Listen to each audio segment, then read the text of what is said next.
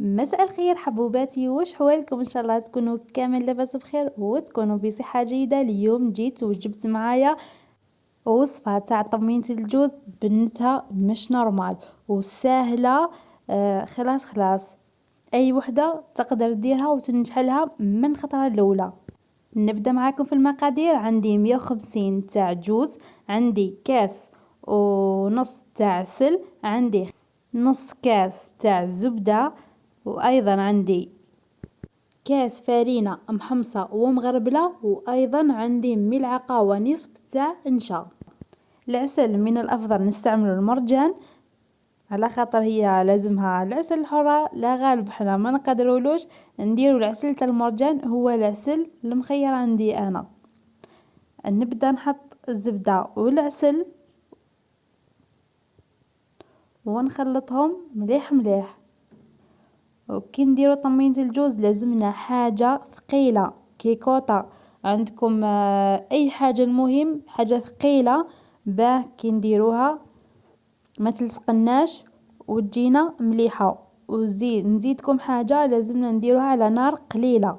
ديما طمينة الجوز ولا طمينة اللوز ولا المهم انواع هذو تاع الكاطو لازمهم حاجة ثقيلة، وزيد بزيادة نار قليلة. خلاص ونخدموه غير بعقلنا. نكمل الفارينة والنشا ونخلطهم جيدا. وماذا بيكم ما تستعملوش الفوي تاع الحديد، استعملوا الفوي تاع النيلو. والله انا كيما انا الفوي تاع النيلو تاعي تكسر لي هكا شويه، ما حبيتش ندير به، درت بسباتيلا تجي ثاني سهله بها الخدمه.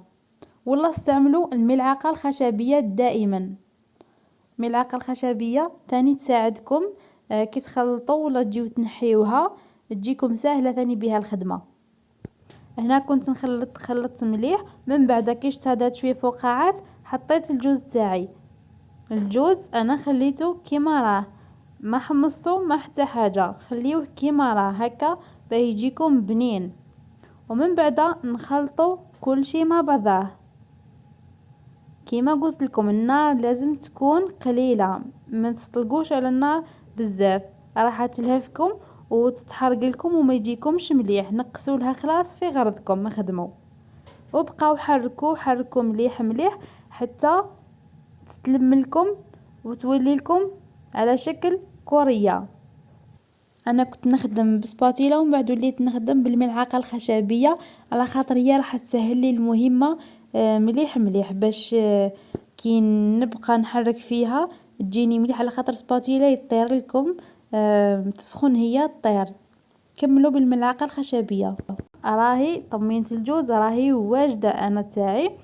نشوفوا كاش بلاطو ولا حاجه، المهم الحاجه اللي حنخدموا عليها رشوها بشويه سكر جلاس وحطوا عليها طمينة الجوز تاعنا. هنا راهي واجده، هنا راني رشيتو بلاطو تاعي بشويه سكر جلاس وحطيت عليه. هنا راهي تكون سخونه، اللي انا درتها غير بسباتيلا كيما هكا، ولا اللي عندها هكا ديرها بقنوط هكا تعقب عليها شويه برك. ومن الاحسن طمينة الجوز اي تجي عاليه، باه نكونوا هنا واضحين.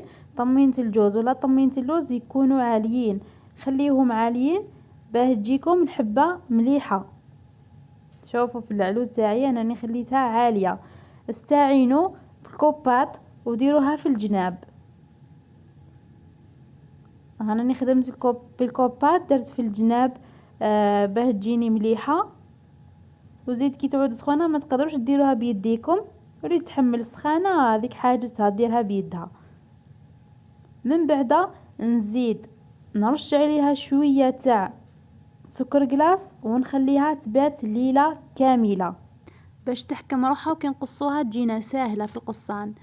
غدوة من ذاك قصيت لها الحوا في الصباح وعاود ترشيتها كامل بالسكر جلاس. نديرو طبقة تكون مليحة، نحكمو الصفاية تاعنا نحطو فيها السكر ونهزوها شوية هكا في العلو ونرشو مليح. ورشوها حتى تشوفوها تغطات كامل، وانتوما عينكم ميزانكم في السكر. انا نحب ندير طبقة تكون مليحة. من بعدها نجيب مسطرة ونقصها، تجي الحبة تاعنا 4×4. الحبة تاعنا تكون 4×4 تكون مليحة. انا ديما نديرها 4×4، تجيني الحبة مليحة ومش كبيرة، وهي اصلا ما نديروها كبيرة ولا تشبع. الله يبارك تاكلوا حبة ما زيدوش خلاص. المهم انا قصيتها 4×4 بهذه الطريقة. ولازمنا موس يكون ماضي. استعملوا موس ماضي باش كي تقصوا الحبة تجيكم مليحة.